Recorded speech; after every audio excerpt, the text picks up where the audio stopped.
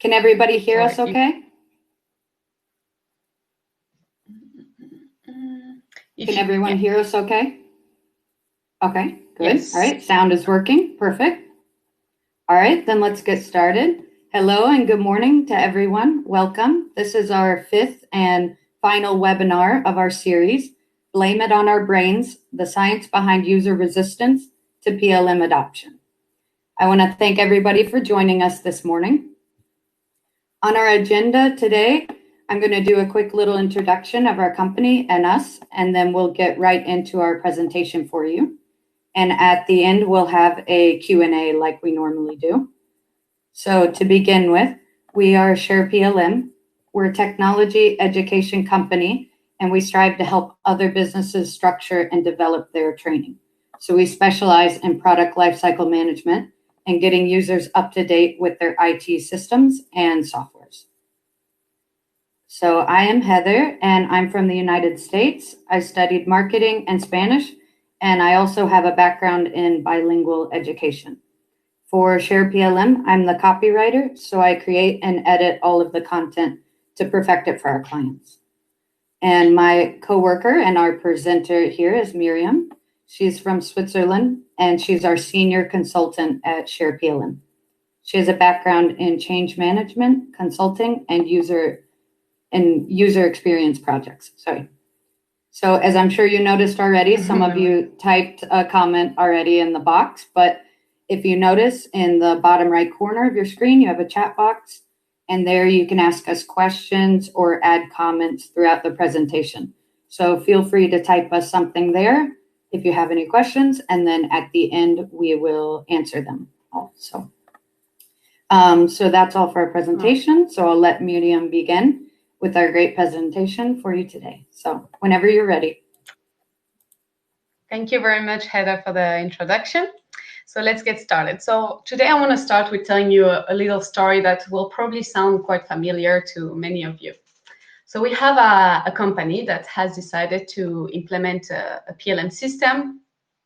And a year or two after the implementation, the level of adoption of the PLM remained relatively low. Most of the users are still using older tools that the PLM system was supposed to replace, or they are still finding creative ways to get around the system. And even when the employees are actually using the PLM, things don't get better. The rate of data mistake is quite high, and it makes the software an unreliable source of information. So what happened? I mean, they did all the job of communicating about the PLM, they provided training, and they are telling the employees to use it. So why is people not using them? I mean, the PLM system is clearly here to help them in their daily tasks. It's here to improve the quality of the data, increase their productivity and collaboration. So why will they refuse to use it properly? And it can be easy to fall into the trap of thinking that people are lazy or that people don't want to learn. But actually, the story is much more complicated than that. And that's why in today's presentation, we're going to look a bit about what psychology or neuroscience and behavioral economics tells us a bit about how we change, and mostly why is changing so hard. So to simplify things, our brain has two independent systems that work at all times. So in one side, we have our emotional side, that is the instinctive part of our nature, of our human nature, the one that's a seek pleasure and want to avoid pain. And here for this example, we're going to represent the emotional side as the elephant. So like an elephant, it's bigger than the rider that is on top of this. It's very strong, and if the elephant doesn't want to move, doesn't want to go in a direction, it's going to be really hard for us to push the elephant. So in terms of a strength battle, the elephant is always going to win. And on the other side, we have the rational side. So the rational side is our conscious system, our reflective system is the part of us that deliberates, analyzes, and plans. And here, the rational side is represented as the rider. And oftentimes, change fails because our rider simply can't keep the elephant on the road long enough to reach the destination. And if we want to change things, we need to appeal to both the rider and the elephant. Because otherwise we might have a situation in which if we only reach the rider but not the elephant, we can't get to the right direction without motivation. The rider will try to drag the elephant down the road for a while, but that effort can't last long because the rider is going to get exhausted. Imagine pushing an elephant for a long road. After a while, you will give up. And if the rider is unsure of what is the direction is going to start leading the elephant in circles, and that is called analysis paralysis. So that's why in today's presentation, we're going to look at the basic three-part frameworks that we can use to change behavior. So the first part of this framework is going to be dedicated in directing the rider, so in directing our rational mind. And so here, by providing crystal clear direction to our rational parts, we will be able to overcome resistance, because what often looks like resistance is only a lack of clarity. Then the second part of this framework is to motivate the elephant. So our rational part demands a tremendous amount of self-control. And as we will see it a bit later, self-control comes in limited resource. So we don't have a limited amount of self-control. And I think we all know that from personal experience. And that's why we often confuse laziness with what is actually exhaustion, that we have used all our self-control and then we don't have any more to keep on maintaining the change effort. So the only way for change to last is to have an emotional drive. We want the elephant to be on our side, to be walking on our side. And so that's why people's emotional side needs to be engaged, and they must believe that they are competent enough to make the change. And finally, the last part of this framework is to shape the path. So what oftentimes we think is a people problem is actually a situation problem. So what do we mean by situation? Situation is the surrounding environment. And in this example, we call it the path. And so when you properly shape the path, or in other words, if you tweak the environment, you make change more likely to happen. And so to change behavior successfully, we need to address all the three aspects at the same time. All right, so now we're going to look first at the first part of this framework, which is direct the rider. So the rider, our rational mind, is usually more problem than solution oriented. So at least we are very bad at seeing the bright spot in challenging situation. So as you might know, so from your personal experience, we tend to share more negative experience or negative events than positive.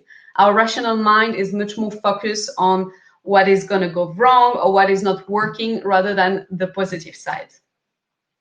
And so in order to avoid our rational part to only see the obstacle, to only see the difficulties, we need to properly direct this rider. We need to tell the rider where to go, how to act, and what destination to pursue. And so how can you do that? So there are two techniques to do this. The first one is to find the bright spots, and the second one is to script the critical move.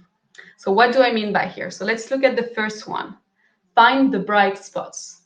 So bright spots are demonstration that you or any other person can behave differently under the right circumstances. It's an optimistic sign that things can get better if approached appropriately. And so how do you identify a bright spot?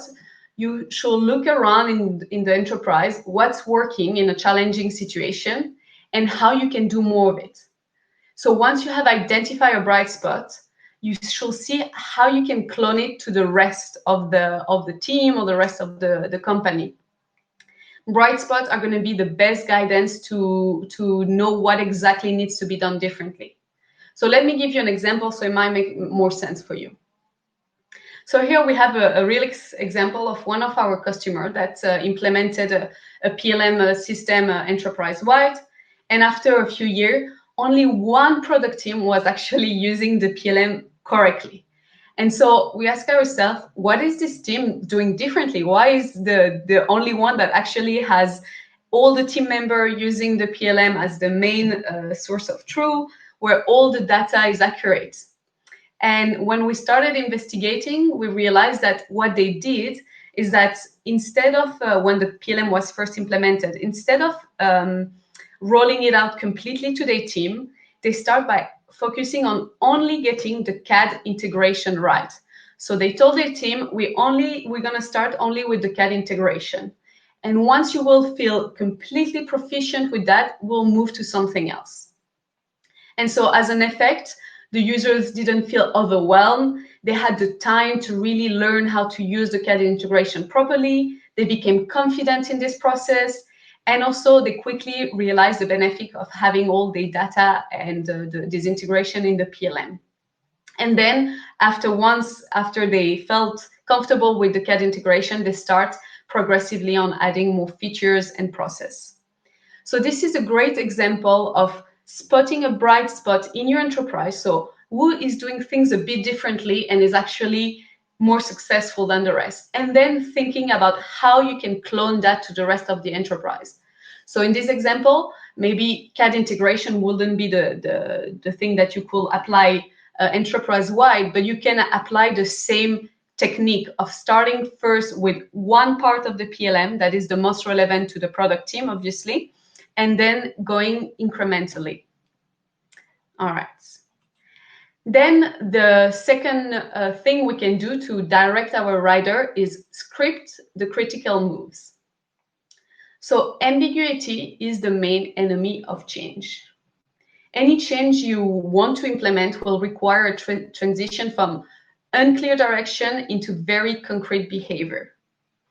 And so that's why when you want to make a switch to a new behavior, you must script all the critical moves. You need to provide crystal clear guidance on what exactly people need to do, but also what they need to stop doing and what they need to continue doing. Also, it's important that you think about what specific behavior you want to see in tough and uncertain moments, because that's usually during those the more challenging moment that we want people to have a script they can revert to. And why do we need to do that? Why do we need to script all the critical moves? Well, that comes to the fact that although our rider, our rational part, is actually quite good at taking decisions, that's his turf. When we have to take too many decisions, it leads to what we call decision fatigue. And when I'm talking about decision, I'm not only talking about big decision. Are we going to approve that plan, and so on? I'm talking about an accumulation of micro decision that we have to take throughout the day. What are we going to eat for breakfast? What are we going to wear, and so on. And when we are in a process of change, so when, for example, people have to start using a new system, a new PLM, this can get very overwhelming because they will have to take micro decision. There will be many more micro decisions to take. And so this kind of uncertainty will lead to decision fatigue, and it will exhaust the rider, ultimately paralyzing our rider. And what happens when our rider is paralyzed is that the elephant, our emotional part, will take over and it will want to go back to the default path. So the default path is our known habit. So here, for example, in the PLM context, it will be reverting back to send email rather than communicating within the PLM, because it's easy for us. It's what we've done all the time, and we feel exhausted to have to take all those micro decisions, and so we just revert back to our old habits. And this is also what I mean here by loss of self-discipline, that this decision fatigue is going to lead to a loss of self-discipline. We won't have as much energy to be able to make the right decision. And so that's why it's important that our rider, our rational part, is jarred out of analysis at some point, and we give him a script that explains how to act. So this clarity is going to dissolve resistance. So, for example, let's go to the next slide. In case of a user onboarding, so it's important that we have all the move script, because this is a big change. everything is new when we do a PLM onboarding. So in this phase, we really want to give our user all the main moves they will need to do. So here, for example, if we wanted to teach our user how they can generate a report to be sent to a supplier, we want to really deconstruct the process and give them a step-by-step explanation on what they need to do, so that we don't leave space for decision making, for that they have to doubt, that they have to find by themselves. Oh, where is the BOM? Where can I find the BOM? What do I need to do once I have exported the report, and so on. So we want to deconstruct those main processes and give them a step-by-step guideline so that they can follow. All right, let's go to the second part of our framework, which is motivate the elephants, the emotional part of our human nature. So change most often happen by speaking to people feeling.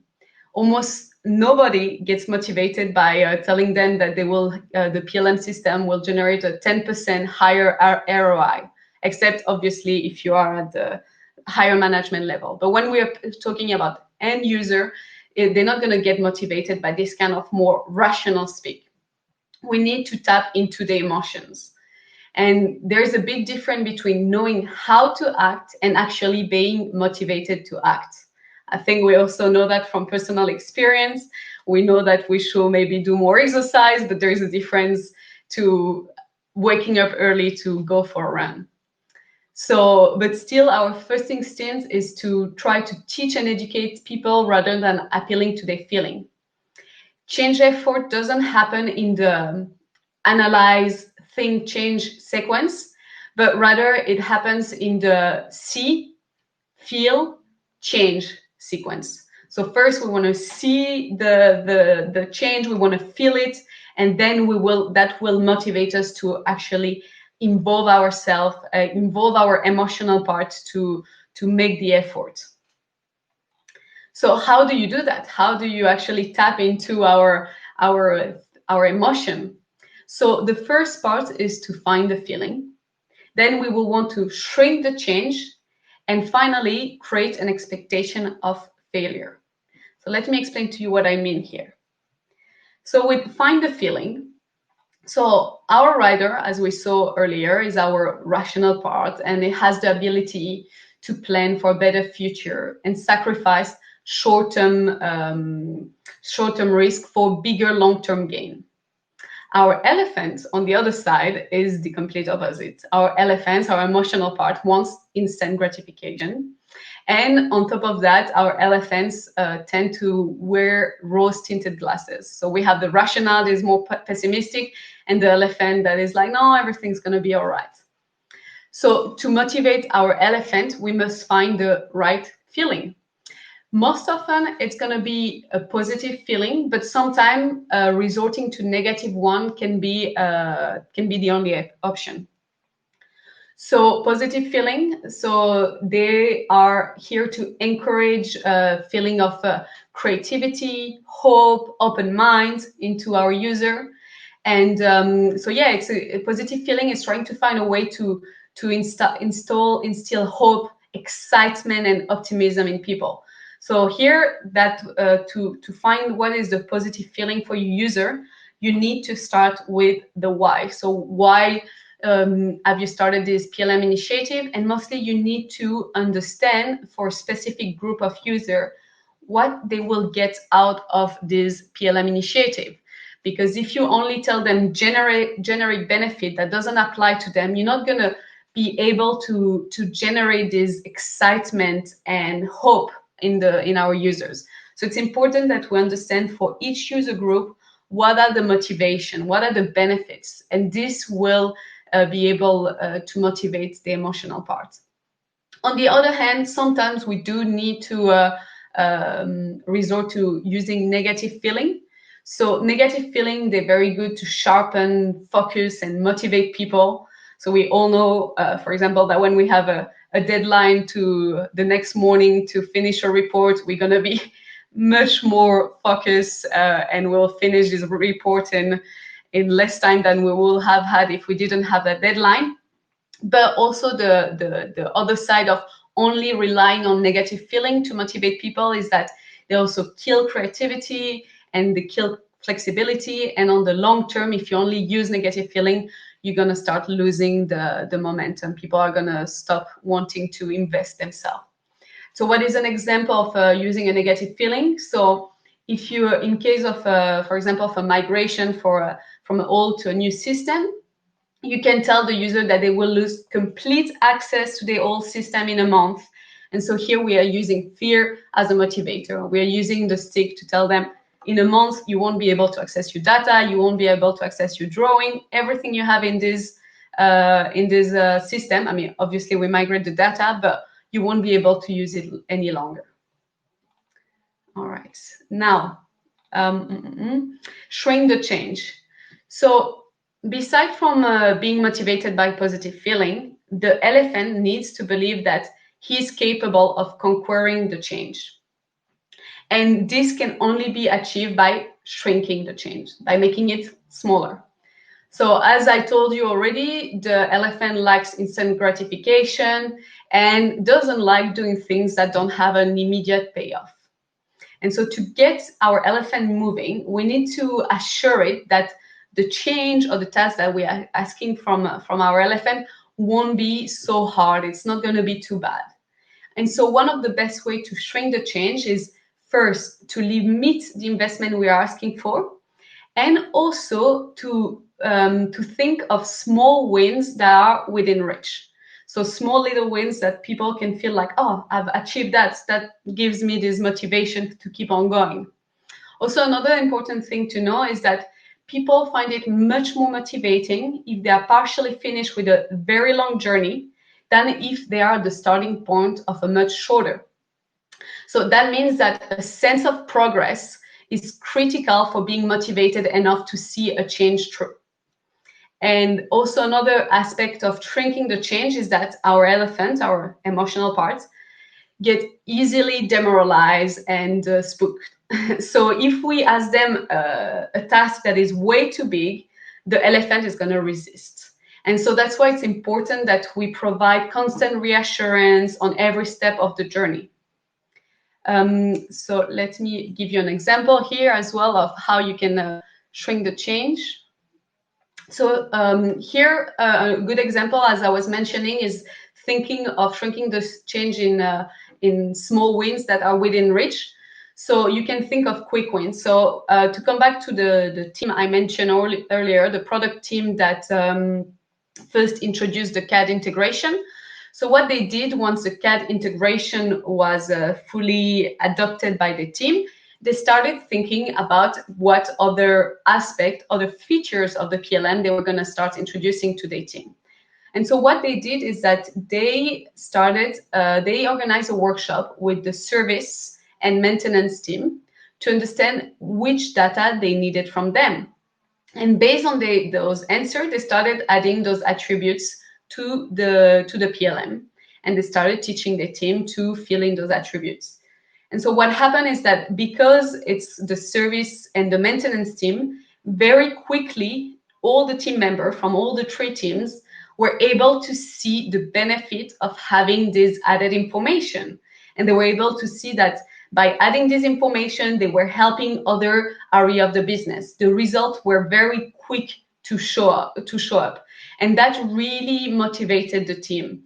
And so when you are thinking about also, okay, what am I going to teach to my team member first? Try to think maybe what are the things that if they learn, they're going to get quick results. They're going to get quick results. Not that you want to base your whole strategy on that, but at the beginning to get them motivated, to get them moving, to get the elephant on board, basically. We want to show them that it works, that you can actually get a lot of good results if you invest yourself into the learning of the PLM. All right. So the last aspect about motivating our elephants is creating an expectation of failure. So what do I mean here? We all know that every quest, including going through change, involve failures. There's no way to learn something new without failure. And there's no change without learning first. We all know that, our rational part knows it perfectly, but the problem is that our elephant, our emotional side, hates to fail, even when there's no situation that 100% failure free. And so that is why to find an answer to this problem, we need to create an expectation of failure. So by failure, I don't mean the failure of the change itself. I don't mean the failure of the PLM initiative. I mean the failure on the path to the final destination. So that they're gonna learn and they're gonna make mistake and that they're gonna fail, they're gonna have some problem, and that's okay, that's part of it. But we need to communicate that to them, because even if on a rational level people are like, yeah, sure, I know that, that's part of the journey, but within us emotionally we're not always so crystal clear. So how can you do that? So for example, from the get-go, from the beginning of launching your initiative, tell your users, like reassure them, yeah, you're gonna get stuck sometimes and you might do mistakes, and that's part of the journey. That's okay. But also on the same side, on the same initiative, also provide them with some structure, some relief that will actually allow for learning and improvement. So for example, in this case of telling your users, like, all right, you will encounter some issue, you will have some do some mistakes, and that is exactly why we have planned a support team that will be available to you. So you can have a support page where people can find all the information, if you have any online course and so on, and also to give them a contact detail that they can reach out at any time. All right. Now let's go to the third part of our framework, which is shape the path. So as I mentioned earlier, a behavior is not is a result of an individual personality, but it's also a result of the environment they're in. So what looks like a people problem is oftentimes a situation problem. And by changing the environment, we can actually make change easier for people. And there are three ways that we can modify the environment to help people learn. So the first one is to tweak the environment. Then it's to build habits. And finally, rally the herd. So let's go into the first one, tweak the environment. How do we do that? So tweaking the environment simply means that we're going to make right behavior a little bit easier and wrong behavior a little bit harder. Because the great thing with environmental tweak is that we're going to beat self-control. So what do I mean here is that when we change the environment, we are not asking people to tap into the self-control reserve. And so this means that we're not relying on people actually taking the right decision. We're rather making it easier for them to have to take the right decision. And so when you want to start tweaking the environment, think of what you can do at 3 points of the change situation. So you have pre-event, the event itself, and post-event. So how can you tweak the environment in your favor during those 3 moments? So the idea, as I said, is to make the old behavior harder and the new behavior easier at all of these 3 points. So for example, if we think about the fact that we want to get people to generate all their reports in PLM, so they were doing it in Excel or any other program that they were using, and now we want them to do in the PLM environment. So pre-event, what we'll do is that we'll try to get as much data that we can into the PLM so that it makes it more appealing for them to actually use the PLM. Then during the event, so the launch, we can talk about this like this, we can make it harder for people to access the current way of generating report. So if you were using an old system, you could add an extra step for logging in, or if, for example, people were using Excel template, you could make this finding the template a little bit more hard. We don't want to stop people from doing it, but we just want to make it slightly harder, so that just a little change like this will start to demotivate people. And then post-event, we can also say, as I mentioned earlier, that in 1 month, reports are not PLM generated will not be considered as official and will not be accepted. So this is also playing onto the fear. All right. Then another way we can do to shape the path is building healthy habits. So habits are behavioral autopilots, and new habits present the essence of every change. So obviously what we want to do when we are changing system is people to change their habit. But changing habits can be, as we all know it, very complicated, because it means at a neurological level we need to rewire our neural pathway, and this can be quite tricky. But the good news about habits is that they're also very contagious. So habits are incredibly sensitive to environment and culture because people want to fit in. So if everyone is doing something, you're more likely to want to do the same thing because we want to fit in. And habits are not only contagious, they also get formed inevitably, whether it is intentional or not. And so the problem occurs because many of the habits that we create, in this case in our working life, they are created unconsciously and they don't always support the mission. So one way to encourage new habits is to install action trigger.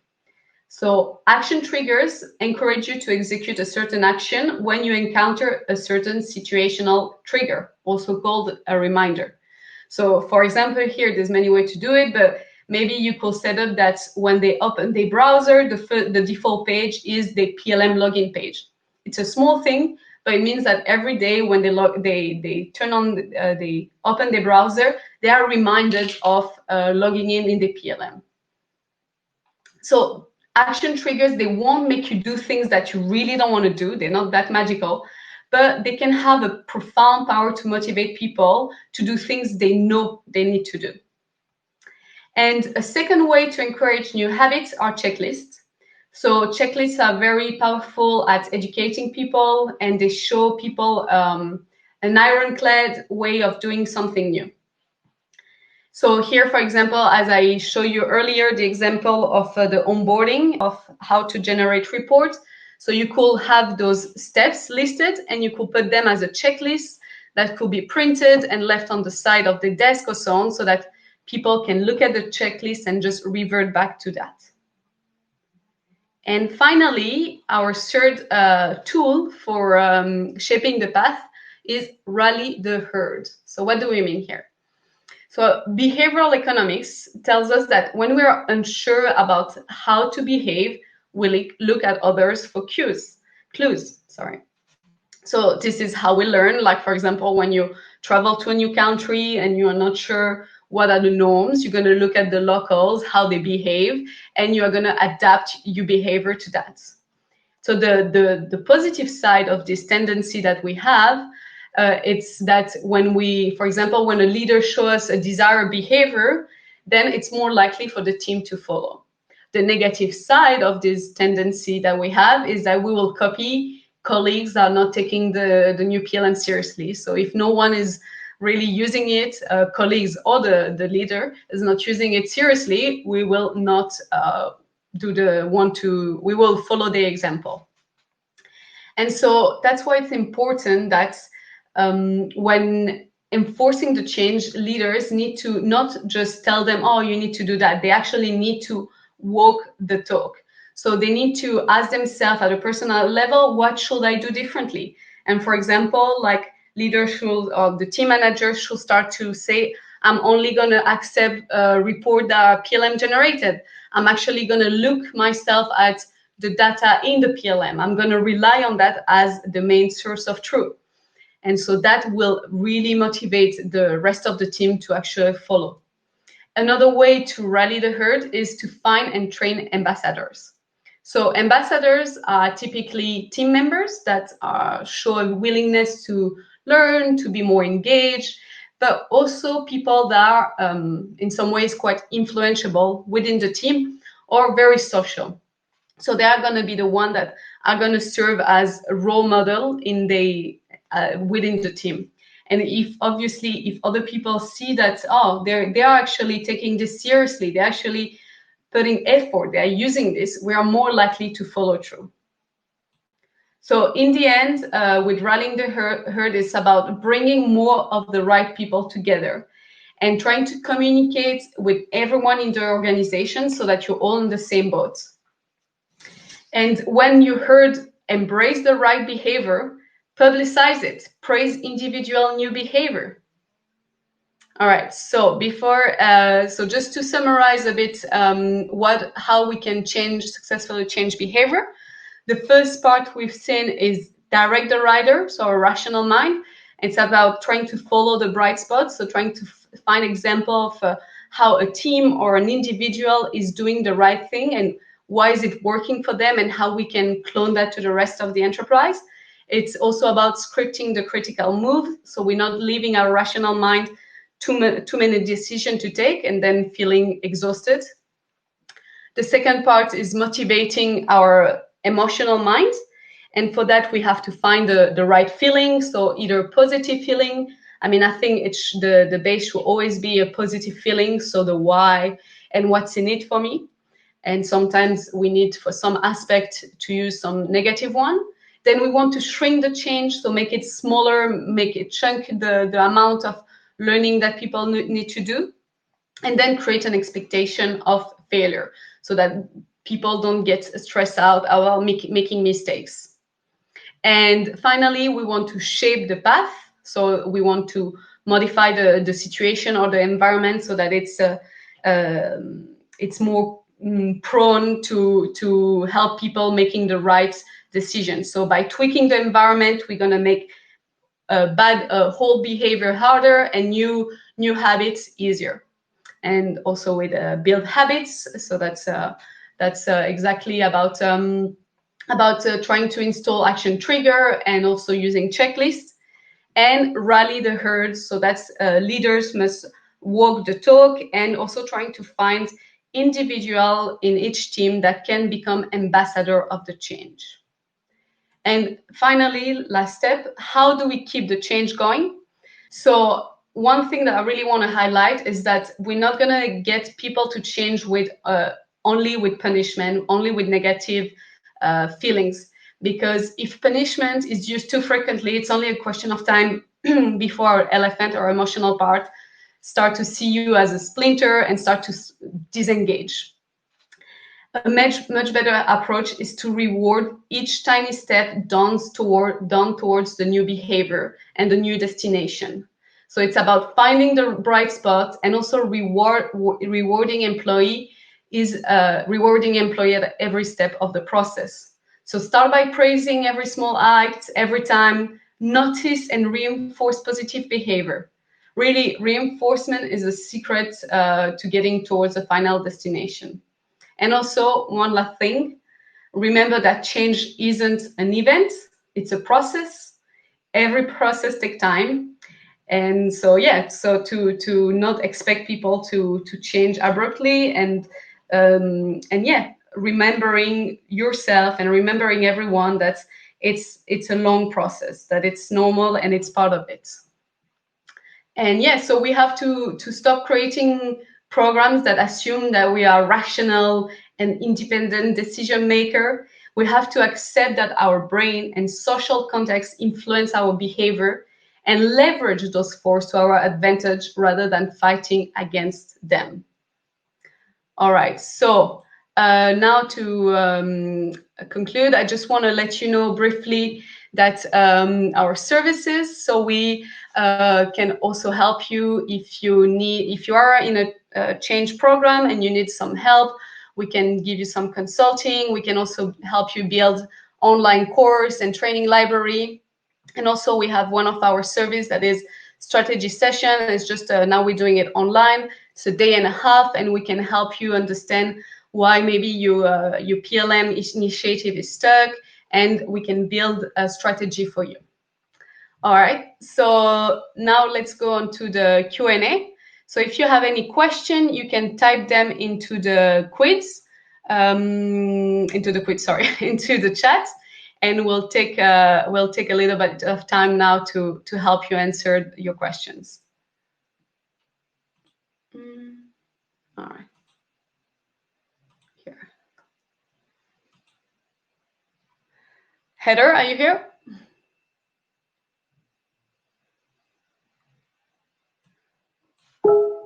Okay. So. Is my sound on now? Yeah, I'm here. Okay. Thank well, you.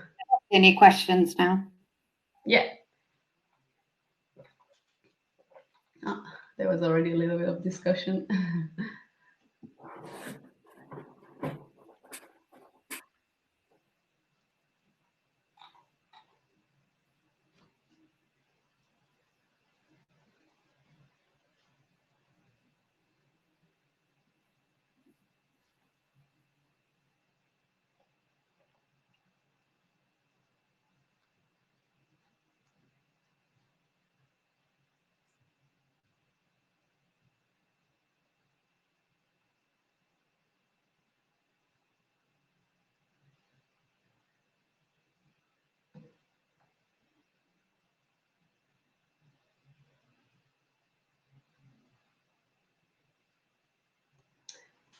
Which we have to realize every day. Yes.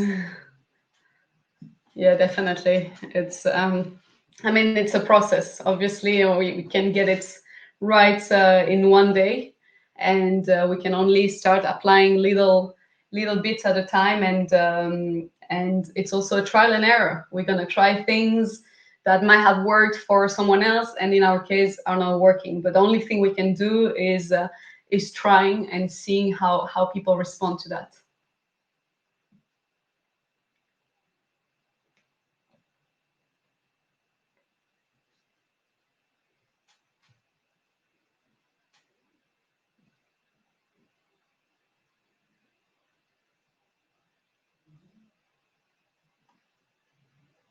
So every individual is motivated by different means. To reduce the anxiety of change by motivation, we have to find the right words technique. Agree. What would you suggest to do to find the right language for thousands of people using the new PLM in the future? Yeah, it definitely is a tricky question, but I will say definitely first thing is try to not use wording that are too technical, understanding that our end user might not get as excited as us by new APIs or like very technicality. So trying to use a language that is more for everyday kind of wording, and that people can relate to. Neither we want to try to make it too management sound like. We want to really use more simple term. And then also the thing with having many people using the PLM, there's a moment where we will need to segment our user. Obviously, the segmentation might mean like still 200 users, but we still need to understand in this group of users what are going to be the aspects of the PLM that is going to be more relevant to them, that is going to be more motivating. Because it's not, for example, what is going to be motivating for a design engineer versus another like a project manager is going to be very different.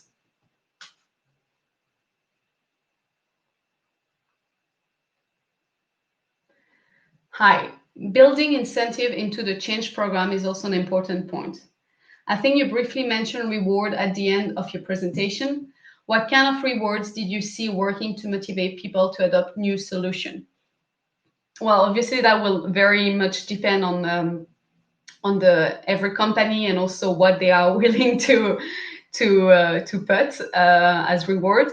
But I mean, like in terms of adoption, like mostly when we are implementing a new system at the beginning, I think we can have I mean, even rewards such as for example a voucher for a restaurant or something like that. It works. It's simple, but it works. Then in some case we might want to have reward more enterprise. So for example, if people start using the PLM as the only way they can, I don't know, they can get some benefit within the company, or they can yeah. So that will really depend on what the management is ready to invest. But I think that's a simple thing. It doesn't need to be fancy. It doesn't need to be a lot, but just little thing. And sometimes it's just a praise. For example, mentioning in an email or in your newsletter, or mentioning if you have an internal social media or intranet, calling out people in a positive way. I really want to congratulate this person because they've really made a lot of effort to start using the PLM. And those little things can really actually make a difference. It's about really praising small changes and noticing people that are investing themselves.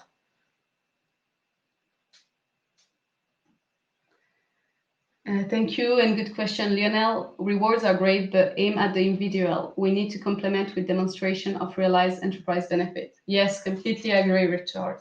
Very good point.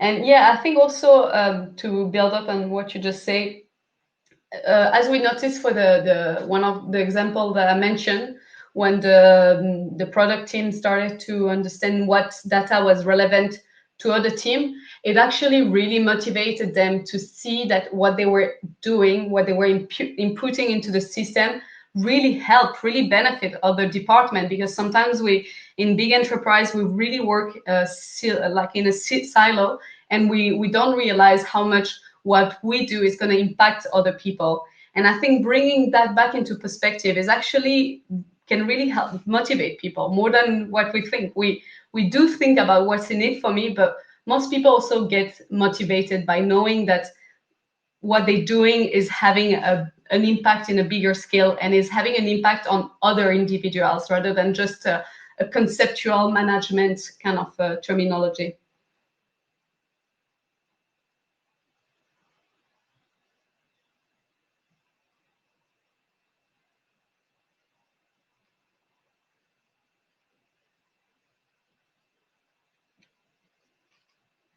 Indeed, that's how you get the drive excited. Yes, I agree.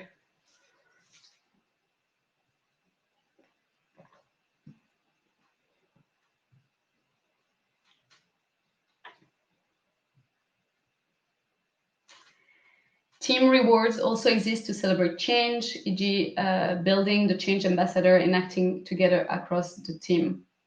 Yes, no, that's the point we made at the end of really praising people, of celebrating every little step of the change, and yeah.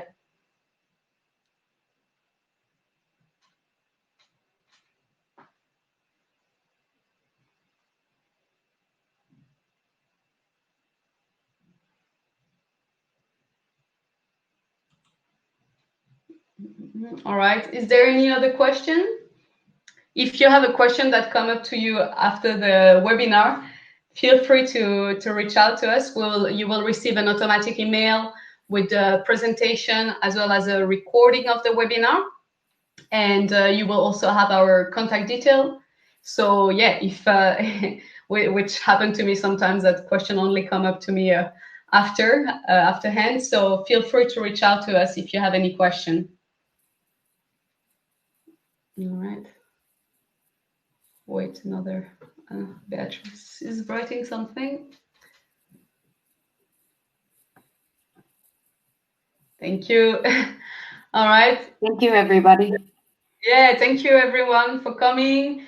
And yeah, remember that you can reach out at any time. And for the moment, this is the end of our webinar series. Hopefully we will start a new one within, I don't know when.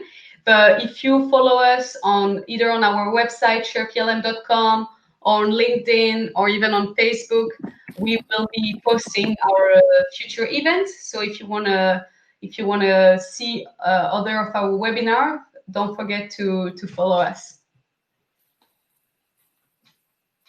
Thank you, everyone. Thank you, Michael. Thank you, Richard. Thank you, guys. Thank you, Stefan. Bye. Have a great day. Bye-bye, everyone. Bye, everybody.